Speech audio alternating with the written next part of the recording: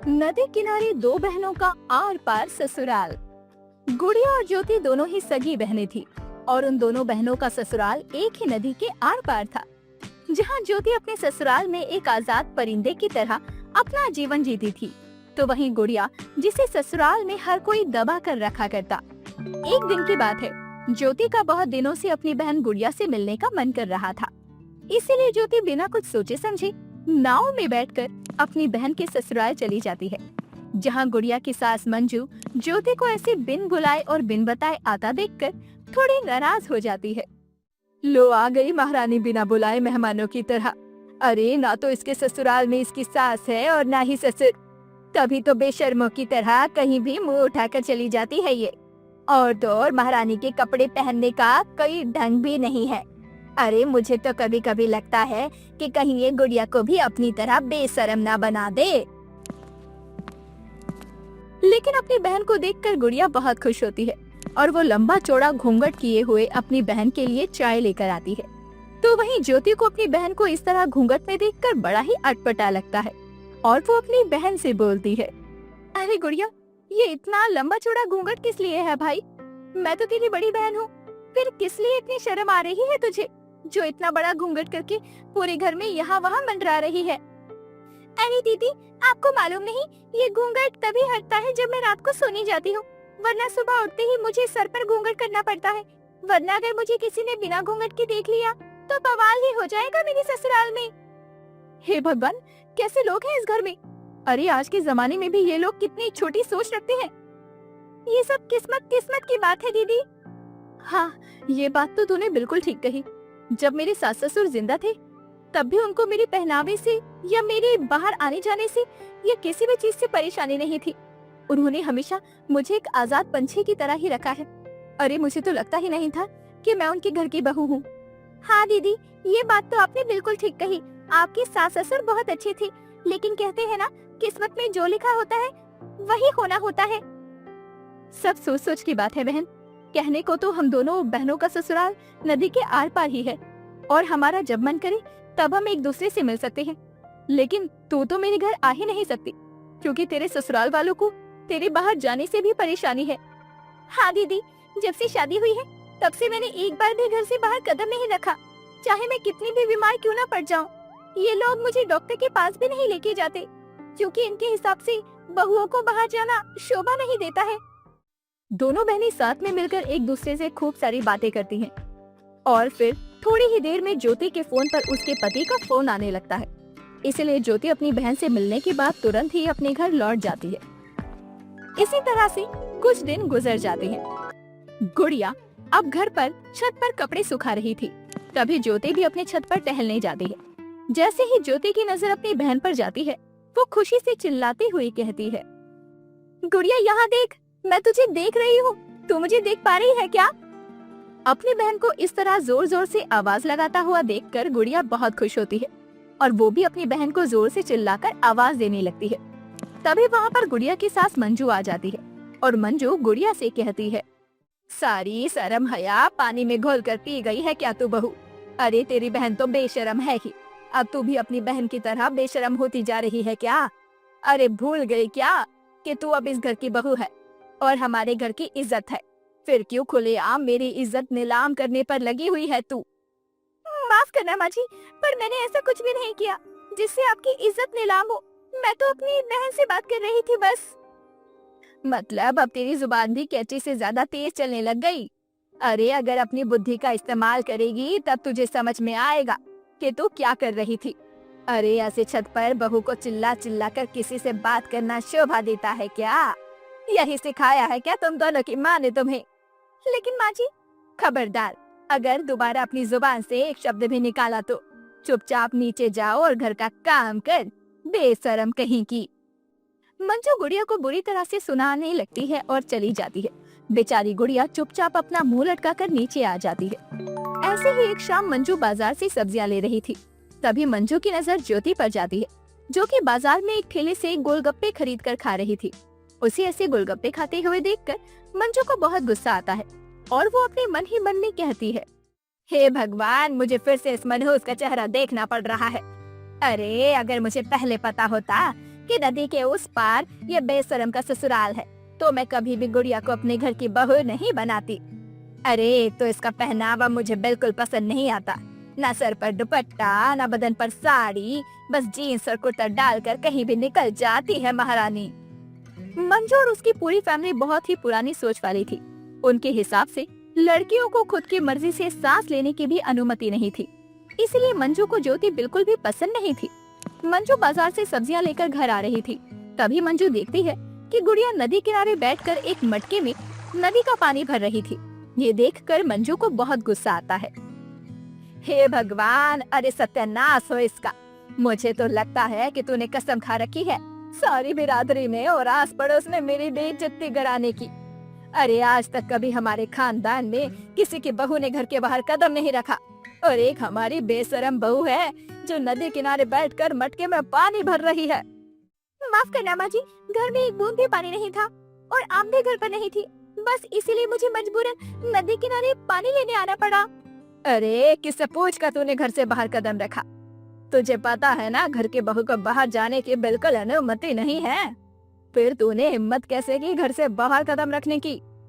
अरे अगर घर में एक बूंद पानी भी नहीं था तो थोड़ा सा सब्र कर लेती, मैं ले आती पानी। माँ जी, घर का सारा काम बिना पानी के ऐसे ही पड़ा हुआ था, बस इसीलिए मैंने सोचा क्यों ना मैं पानी ले आऊं, जल्दी जल्दी सारे घर का काम निपटा दूं। रहने दे, मैं अच्छे से समझ रही हूँ तेरे ऊपर अपनी उस बेशरम बहन का असर हो रहा है। एक बात कान खोलकर सुन ले गुड़िया, अगर आज के बाद तुम्हें कभी भी अपनी बहन से बात करते हुए मैंने देख लिया तो आंखें और जुबान दोनों खींच लूंगी। उस दिन इस घर में तुम्हारा आखिरी दिन होगा। मंजू की बातों से गुड़िया को बहुत ज्यादा दुख होता है। वो रोते हुए घर के भीतर चली जाती है। इसी तरह से कुछ दिन बाद अचानक से मौसम में बहुत बड़ा बदलाव शुरू हो जाता है। आसमान में काले घने बादल छाने लगते हैं। धीरे धीरे बारिश की शुरुआत हो जाती है। ऐसे करके 2 से 3 दिन तक लगातार बारिश होती रहती है। फिर धीरे धीरे बारिश एक भयानक रूप ले लेती है। हे भगवान, इस बारिश में तो दुखी हो गई हूँ मैं।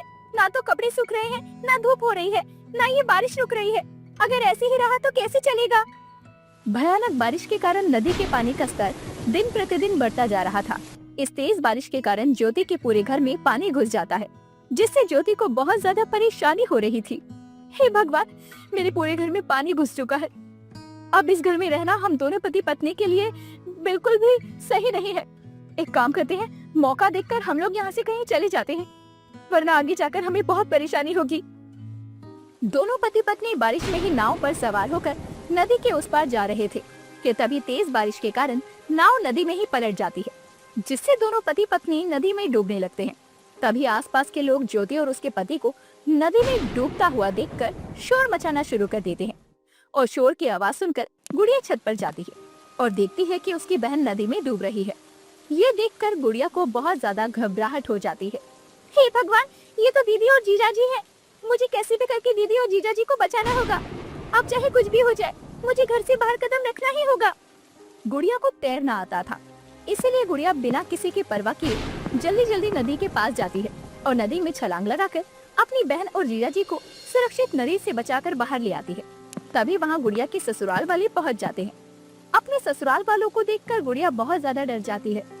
वो अपने सास ससुर से बोलने लगती है, माफ करना, मुझे अपनी बहन और जीजा जी की जान बचाने के लिए घर से बाहर जाना पड़ा। मैं समय रहते नहीं बचाकर नहीं लाती तो ये दोनों डूब जाते, क्योंकि ना तो जीजा जी को तैरना आता था और ना ही दीदी को। मुझे अपनी दीदी और जीजा जी की जान बचाने के लिए ये सब करना पड़ा। कोई बात नहीं भाई, इसमें तुझे ऐसे परेशान होने की जरूरत नहीं, बल्कि तेरी बहादुरी देखकर मुझे तुझ पर गर्व हो रहा है। अरे तू कितनी हिम्मत वाली है। वैसे तुम दोनों सगी बहनें हो, अरे कितनी ज्यादा प्यारी हो। भगवान तुम दोनों की जोड़ी ऐसे ही बनाए रखे। मुझे माफ कर दो। आंटी जी, आपकी मुझसे ये सारी बातें सुनकर मुझे बहुत अच्छा लग रहा है। जाने अनजाने में अगर मुझसे कोई भूल हो गई हो तो मुझे माफ कर देना। अरे नहीं बेटा, ऐसी कोई बात नहीं, बल्कि मुझे आज गुड़िया की बहादुरी देखकर अच्छा लग रहा है। मैं तो कहती हूँ जब तक ये बारिश शांत नहीं हो जाती, तुम्हारे घर से पानी बाहर नहीं निकल जाता, तब तक तुम हमारे साथ में रह लो। अपने सास ससुर के मुंह से ऐसी बातें सुनकर गुड़िया मुस्कुराने लगती है। इसके बाद सभी लोग घर के भीतर चले जाते हैं। इसी तरह से कुछ दिनों के बाद धीरे धीरे मौसम में बदलाव आता है। बारिश भी रुक जाती है। फिर कुछ दिनों बाद ज्योति और उसका पति दोनों हंसी खुशी अपने घर लौट जाते हैं। सहारनपुर में मोहिनी अपनी सास वंदना के साथ रहा करती थी। मोहिनी एक बेहद ही बेवकूफ किस्म की लड़की थी, या यूं कहें कि शादी होने के बाद भी मोहिनी के अंदर बचपना था। ऐसे ही एक दिन मोहिनी अपनी सास के साथ पानी भरने के लिए कुएं पर जाती है और लोगों को रस्सी के जरिए कुएं से पानी खींचता देखकर मोहिनी अपनी सास से सवाल करती है। माँ जी, एक बात पूछो क्या?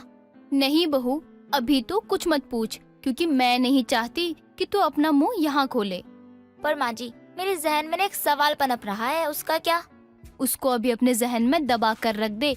जब घर चलेंगे तब तू मुझसे वो सवाल पूछ लेना, पर फिलहाल अपना मुंह बंद रख और मुझे पानी भरने दे। दोनों सास बहू आपस में बातें कर रही थी कि तभी वहाँ पर एक औरत आती है और मोहिनी की इतनी बातें सुनकर वो मोहिनी के पास जाती है। क्या हो गया बहू, तू अपनी सास को इतना क्यों परेशान कर रही है? ऐसा भी कौन सा सवाल है जो तू बिना पूछे रह नहीं पा रही? बहन, इससे इसके सवालों को मत पूछो। अगर इसने अपने सवाल शुरू कर दिए ना तो आप जवाब नहीं दे पाओगे। बहू, चल मटका पकड़ के खड़ी हो जा, मैं पानी खींचकर ऊपर जा रही हूँ। अरे कुछ नहीं होगा। बहू तू बता, तू क्या पूछ रही थी? आंटी जी, हम कुएं के पानी को बाल्टी से भरते हैं। अगर हम पानी बाल्टी से भरते हैं तो इस रस्सी का कुएं में क्या काम? क्योंकि बहू, कुआं बहुत गहरा होता है, उसमें पानी भी बहुत सारा होता है और गहरी चीज में हमारा हाथ नहीं जा सकता, और जब हाथ नहीं जाएगा तो पानी कैसे भरेगा? इसीलिए हम बाल्टी को रस्सी से बांधते हैं और तब पानी खींचते हैं।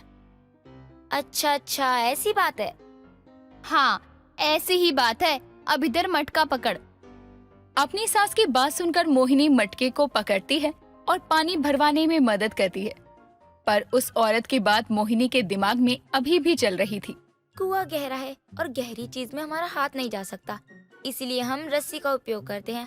आज के बाद अगर कोई भी भारी चीज हुई तो मैं उसको रस्सी से खींचकर ऊपर ले आऊंगी। मोहिनी ये सब सोच ही रही थी कि इतने में उसके मटके में पानी भर जाता है, जिसके बाद अब वंदना और मोहिनी दोनों ही अपने अपने सर पर पानी का मटका लिए घर की तरफ आ रहे थे। बहू, क्या हो गया? जब से उस बहन ने तुझे कुएं की गहराई के बारे में बताया है तब से तो तू शांति हो गई। हाँ माँ जी, क्योंकि मैं कुछ सोच रही हूँ। माँ जी, एक बात तो बताओ, अगर भारी चीज को हम उठा सकते हैं वो भी रस्सी से, तो क्या ऐसा हो सकता है जैसे मान लो घर में कुछ भारी सामान आया और हम उसको रस्सी से खींच रहे हैं, अगर हम ऐसा करते तो रस्सी टूटेगी तो नहीं ना?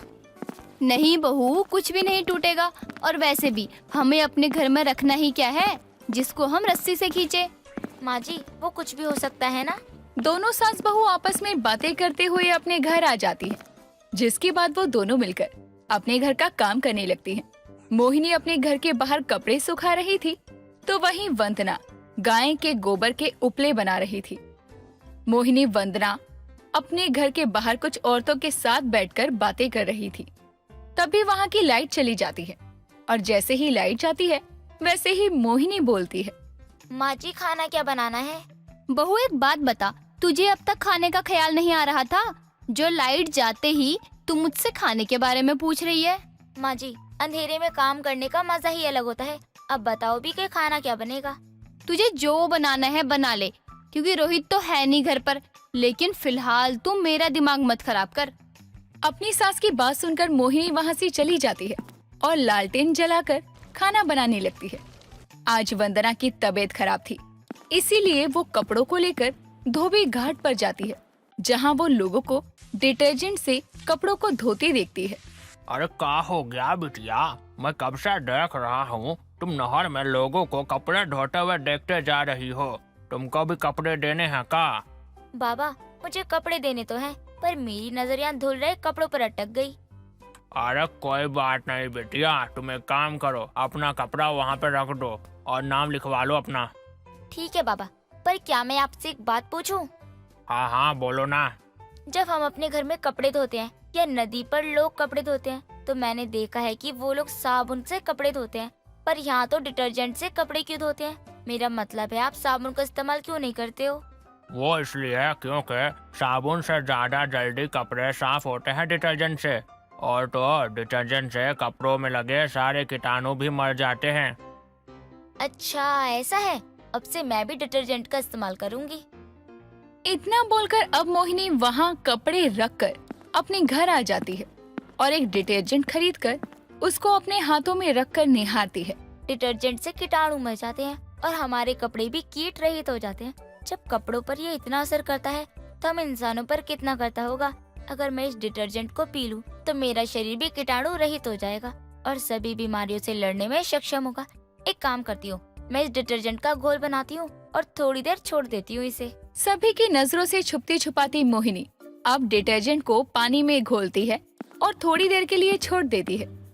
मोहिनी एक बार फिर अपने रखे डिटर्जेंट के घोल के पास जाती है और उस घोल को पी जाती है। उस डिटर्जेंट के पानी को पीने के बाद मोहिनी को काफी अजीब सा महसूस होता है और वो पूरी तरह वाइब्रेट हो जाती है। पर तभी वंदना अपनी बहू को आवाज लगाती है। मोहिनी बहू, अरे ओ बहू। हाँ माँ जी, अभी आई। जी माँ जी, आपने बुलाया?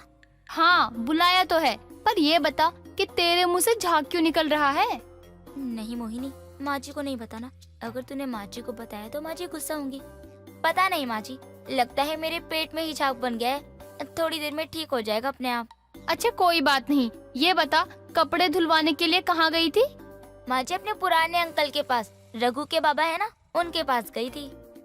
चल कोई बात नहीं, मैं अभी नेहा के घर जा रही हूँ, तू घर का ख्याल रखना। पर माँ जी आपकी तो तबीयत खराब है ना। हाँ बहू, पर थोड़ा सा टहल लूंगी तो क्या पता सही हो जाऊं। वंदना अब अपनी पड़ोसन के घर चली जाती है तो वहीं मोहिनी ने डिटर्जेंट का पानी काफी ज्यादा मात्रा में पी लिया था, जिस वजह से अब उसका सर घूमने लगता है और अचानक उसकी आंखों के सामने अंधेरा आ जाता है। अंधेरा होने की वजह से वो बेहोश होकर नीचे गिर जाती है। कुछ देर बाद जब वंदना अपने घर आती है तो वो देखती है कि उसकी बहू जमीन पर गिरी पड़ी है। हे भगवान बहू, ये तुझे क्या हो गया? कोई है, मेरी मदद करो। वंदना की आवाज सुनकर गांव के कुछ लोग वंदना के आंगन में आते हैं और मोहिनी को उठाकर उसके कमरे में ले जाते हैं। वंदना अपनी बहू के चेहरे पर पानी मारती है और उसे होश आता है। मोहिनी को होश आते ही वो उल्टियां करना शुरू कर देती है। बहू, अचानक तुझे क्या हो गया? अभी थोड़ी देर पहले तो तू ठीक थी। माँ जी, वो ना मैंने डिटर्जेंट का पानी पी लिया था, अब मुझे ऐसा ही हो रहा है जब से। पर क्यों? मोहिनी अब अपनी सास को सब कुछ बताती है। उसकी बात सुनकर जहाँ गांव के सब लोग हंस रहे थे तो वहीं वंदना अपनी बहू को समझाती है। बहू, इससे शरीर के कीटाणु मरते नहीं हैं, बल्कि ये शरीर को कमजोर कर देते हैं और उल्टी की प्रक्रिया शुरू कर देते हैं। माँ जी, मुझे इस बारे में कुछ भी पता नहीं था, लेकिन अब मैं जान गई हूँ, इसीलिए अब से मैं डिटर्जेंट का पानी कभी नहीं पीऊंगी। आज मोहिनी के साथ जो घटना घटी उससे उसे सबक मिलता है कि इंसान का खान पान हमेशा से अलग रहा है और अलग ही रहेगा। कीर्ति कहने को घर की बड़ी बहू थी, लेकिन उसके अंदर बड़ी बहू वाले कोई भी लक्षण नहीं थे। वो थोड़ी गुस्से वाली और जिद्दी किस्म की औरत थी। कीर्ति को ब्राउन ब्रेड खाना बहुत पसंद था, उसके बिना कुछ पूरा ही नहीं होता था। एक दिन सुबह के समय वो हॉल में बैठी ब्राउन ब्रेड खा रही होती है, तभी उसका पति राहुल ऑफिस जाने के लिए तैयार होकर हॉल में आता है। जब देखो खुद बैठ के ब्राउन ब्रेड खाती रहती हो, कभी अपने पति से पूछा है कि सुनते हो जी ब्राउन ब्रेड खाओगे आप? नहीं, वो तो तुमसे होगा नहीं। आगे से जब तुम बोलोगी ना तब लाऊंगा ही नहीं। मैंने तो आपको खाने के लिए मना किया है क्या कभी? ना ही किसी चीज में ताला लगाया हुआ है जो आपको मुझे ताने मारने की जरूरत पड़े। यार ताने नहीं मारा था, मजाक कर रहा था। तुम तो अपना मुंह फुलाकर बैठ गई। लो रखो अपना ब्रेड, नहीं खाना मुझे। नहीं नहीं, अब आप खा लीजिए, वैसे भी यही बचा है। शाम को ऑफिस से आते हुए ब्राउन ब्रेड और मक्खन ले आना। अच्छा, तो ये एक ब्राउन ब्रेड की कीमत मुझे रात में पूरा पैकेट लाके चुकानी होगी। सही फंसाया तुमने मुझे तो। मुझे अब फंसाने की जरूरत नहीं है, आप पर मेरा लीगल हक है। अब ऑफिस जाइए, वरना आप कहेंगे कि मैंने आपको बातों में फंसाकर लेट करवा दिया। वो तो करवा ही दिया है। क्या बोला आपने? फिर से बोला। कुछ नहीं बोला मैंने। ले आऊंगा तुम्हारा वो ब्रेड। राहुल ऑफिस चला जाता है और कीर्ति ब्राउन ब्रेड खाने लगती है। तभी उसकी सास माधुरी वहाँ आती है। बहू, राहुल कहाँ है? मैं उसके कमरे में गई थी, कहीं दिखाई नहीं दे रहा है। माँ जी वो चले गए ऑफिस, अभी अभी ही गए हैं बस। कोई काम था आपको उनसे? हाँ बहू, काम तो था। राहुल ने मुझे डॉक्टर के पास ले जाने को बोला था, लेकिन वो तो चला गया।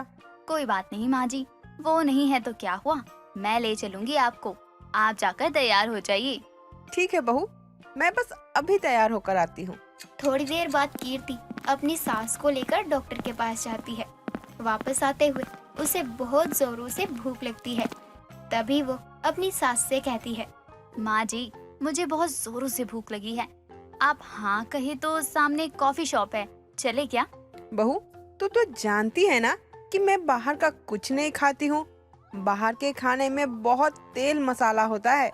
माँ जी, आप मेरे साथ चलिए तो सही, मैं आपको बिना तेल मसाले वाली अच्छी चीजें खिलाऊंगी। अगर ऐसी बात है तो फिर पूछने की क्या जरूरत है। चल चलते हैं। वैसे भूख तो मुझे भी लगी है। देखा, पकड़ा गया ना झूठ। मुझे पता था कि आपको भी भूख लगी होगी, तभी तो मैंने आपसे पूछा। अब यही खड़े खड़े पूरी राम कहानी सुनेगी या चलेगी भी? चलो माँ जी चलो, अभी तक आपको भूख नहीं लगी थी और अब आपसे सब्र ही नहीं हो रहा। कीर्ति अपनी सास के साथ कॉफी शॉप में जाती है और कॉफी के साथ खाने में ब्राउन ब्रेड सैंडविच लेकर आती है, जिसे देखकर माधुरी बोलती है, अब समझ में आया कि तुझे ब्राउन ब्रेड की भूख लगी थी, इसलिए तू मुझे खाने के लिए बोल रही थी। माँ जी, आप तो जानती है ना मुझे ब्राउन ब्रेड खाना कितना पसंद है। उससे बॉडी में फैट भी नहीं होता और पेट भी भर जाता है। बहू, तुझे और तेरी आदत को देखकर कौन कहेगा कि तू हमारी घर की बड़ी बहू है? आदत तो तेरी सब छोटी बहू वाली है। कीर्ति अपनी सास के साथ ब्राउन ब्रेड सैंडविच खाती है और थोड़ी देर बाद दोनों अपने घर चली जाती हैं। जहां पहुंचकर वो देखती हैं कि राहुल पहले से घर के बाहर बैठा होता है। तभी माधुरी बोलती है, बेटा, तो ऑफिस से इतना जल्दी कैसे आ गया? माँ, गांव से दादी का फोन आया था, वो सबको गांव बुला रही है। आप तो जानती है ना कि किसी की बात वो सुनती नहीं है और उनके सामने बोलने की किसी की हिम्मत नहीं है। इसलिए पैकिंग कीजिए, निकलना है हमें थोड़ी देर में। राहुल जी, इतनी जल्दी हम गांव जाने की तैयारी कैसे करेंगे? एक काम करिए, अपने छोटे भाई को फोन करके बोल दीजिए कि वो अपनी बीवी को लेकर वहाँ चले जाए। पता चल जाएगा कि क्यों बुला रही है। बहू, छोटी बहू और बेटे को काम से फुर्सत नहीं है और बड़े तो तुम दोनों हो, तो जाना तुम दोनों को ही पड़ेगा। कभी तो इस घर की बड़ी बहू होने का फर्ज निभा लिया करो। माँ बिल्कुल सही कह रही है, अब कोई बहस मत करो, जल्दी से सामान पैक करो, हमें निकलना है। राहुल अपनी पत्नी और माँ के साथ अपने गांव पहुंच जाता है और देखता है कि उसकी दादी गांव की औरतों के साथ बैठी बातें करती हैं। तभी वो उनके पास जाता है। दादी, आप तो बिल्कुल ठीक है, तो फिर आपने हम सबको यहाँ क्यों बुलाया? मिलने के लिए बुलाया है। वैसे तो तुम लोग आओगे नहीं, इसीलिए फोन पर कुछ बताया नहीं। अभी कुछ दिन यहीं मेरे साथ रहो। जाओ, अंदर जाकर नहा धोकर आराम करो। कीर्ति की दादी सास बहुत गुस्से वाली थी। उनके आगे किसी की भी बोलने की हिम्मत नहीं होती थी। जैसे तैसे करके कीर्ति कुछ दिन नाश्ते में व्हाइट ब्रेड खा लेती है, लेकिन अगले दिन जैसे ही ब्राउन ब्रेड मांगने पर उसके सामने फिर से व्हाइट ब्रेड आता है, उसका गुस्सा 7वें आसमान पर पहुंच जाता है। दादी जी, जितना समय आपने लोगों पर हुक्म जमाने में गवा दिया ना, उतने में अगर कुछ पढ़ लिख लिया होता तो आपको मेरी बातें समझ में आ जाती। बहू, तू कहना क्या चाहती है? मैं तो समझी नहीं। दादी जी, मैं ये कहना चाह रही हूँ कि आप जो ब्रेड कल से खा रही हैं ना, वो व्हाइट ब्रेड है, जिससे बॉडी में फैट होता है, जिसे खाकर इंसान मोटा होता है, जो कि आप पहले से ही हैं। इसलिए आपको खाना है तो आप खाइए और अपना मोटापा और बढ़ाइए, लेकिन मुझे तो बस ब्राउन ब्रेड ही खाना है। देख बहू, ये गांव है और यहाँ पर यही ब्रेड मिलती है, सब यही खाते हैं, तुझे भी यही खाना पड़ेगा। बड़ी आई ब्राउन ब्रेड खाने वाली, पता नहीं कौन सी चिड़िया का नाम है ये। दादी जी, चिड़िया का नाम नहीं है, खाने वाली चीज का नाम है। इसलिए बोला था कि अगर स्कूल जाती तो मुझे इतना समझाने की जरूरत नहीं पड़ती आपको। कीर्ति और अपनी सास की बात माधुरी सुन लेती है और वो भागकर कीर्ति के पास जाती है। बहू, ये क्या तरीका है अपनी दादी सास से बात करने का? और किसी का ना सही, कम से कम उनकी उम्र का ही लिहाज कर लिया करो। बहू, तू ये सब किसे समझा रही है? ये सब आजकल के बच्चे हैं जो बुजुर्ग को अपने सर का बोझ समझते हैं और उनसे अपना सारा काम निकलवा कर घर के बाहर फेंक देते हैं। तूने अपनी बड़ी बहू को कुछ ज्यादा ही सर पर चढ़ा रखा है। दादी, तो आप कहना क्या चाहती हैं? जैसे आपने अपनी बहुओं को जिंदगी भर बांध कर रखा, वैसे ये भी रखें। वो आपका समय चला गया, अब नहीं चलेगा। अब मैं ब्राउन ब्रेड लेने खुद जाऊंगी। कीर्ति इतना कहकर जैसे ही आगे बढ़ती है, सामने राहुल को देखकर रुक जाती है, क्योंकि उसके हाथों में पहले से ही ब्राउन ब्रेड होता है। रुक क्यों गई? आगे बढ़ो ना। जब तक पूरे गांव में घूमकर ब्राउन ब्रेड नहीं मिल जाता ना, ढूंढती रहो। अरे किसी को कैसे पता चलेगा कि तुम शहर से हो? हाँ, नहीं नहीं राहुल जी, ऐसी बात नहीं है। वो तो मैं सफाई देने की कोई जरूरत नहीं है। तुम्हें पता है मेरे लिए मेरी फैमिली कितनी इम्पोर्टेंट है। उसके बाद भी तुमने मेरी फैमिली की इंसल्ट करी। मेरी दादी को गवार, अनपढ़, क्या कुछ नहीं बोला। इसलिए मैं तुम्हें कभी माफ नहीं करूंगा। लो खाओ, जितना खाना है खाओ अपना ये ब्राउन ब्रेड। राहुल अपनी माँ और दादी के साथ वहाँ से चला जाता है, जिसके बाद कीर्ति भी अपने कमरे में चली जाती है। गुस्सा शांत होने के बाद कीर्ति अपने बर्ताव के बारे में सोचती है, जिससे उसे एहसास होता है कि उसने एक छोटी सी खाने पीने वाली चीज को लेकर अपने बड़ों का बहुत अपमान किया है। जिसके बाद वो अपनी दादी, पति और सास के पास जाती है और उनसे माफी मांगती है। आप लोग मुझे माफ कर दीजिए, मैंने गुस्से में कुछ ज्यादा ही बोल दिया। मैंने कभी इस घर की बड़ी बहू होने का फर्ज नहीं निभाया, लेकिन फिर भी आप लोगों ने कभी कोई शिकायत नहीं की और मैंने एक छोटी सी खाने की चीज के लिए इतना कुछ बोल दिया आप लोगों को। कोई बात नहीं बहू, तुझे अपनी गलती का एहसास हो गया, तूने माफी मांग ली, वही बहुत बड़ी बात है। इसमें सारी गलती तेरी भी नहीं, तुझे आदत हो गई है अब उन सब चीजों की, और कुछ नहीं। अपनी दादी की बात सुन कीर्ति को अपनी हरकत पर और ज्यादा पछतावा होता है, जिसके बाद वो गांव में जितने दिन रहती है अपने आप को वहां के माहौल और खाने पीने में ढालने की कोशिश करती है। साथ ही दोबारा फिर से किसी को उल्टा जवाब नहीं देती।